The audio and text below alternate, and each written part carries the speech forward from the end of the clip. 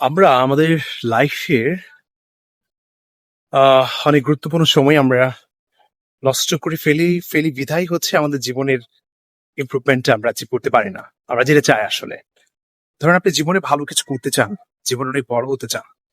কিন্তু আপনি যদি আপনার সময়টাকে প্রপারলি ভালোভাবে কাজে লাগাতে না পারেন, তাহলে আপনি কখনোই আপনার লক্ষ্যে পৌঁছাতে পারবেন না আপনি যেখানে যেতে চান।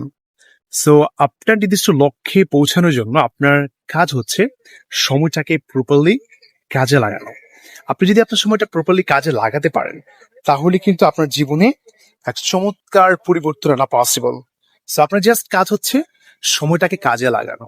So আপনি যখন সময়টাকে প্রপারলি কাজে লাগাতে পারবেন, তখন থেকে কিন্তু আপনার জীবনে একটা চমৎকার পরিবর্তন চলে আসবে এবং আপনাকে আর পেছনে তাকাতে হবে না। আমরা আসলে আমাদের জীবনের সময়টাকে যেভাবে নষ্ট করি, সেভাবে সময়টাকে নষ্ট না করে আমরা যদি কিছু বিষয়ে স্কিল ডেভেলপ করতে পারি, যে কোনো ভাষা হতে পারে শিখতে পারি, শুধুমাত্র বাংলা বা ইংরেজি ভাষা নয়, আপনি যে কোনো ভাষা আরো শিখতে পারেন। এটা করে আপনার নিজের যে সেলফ ডেভেলপমেন্টটা আপনি কিন্তু করতে পারছেন।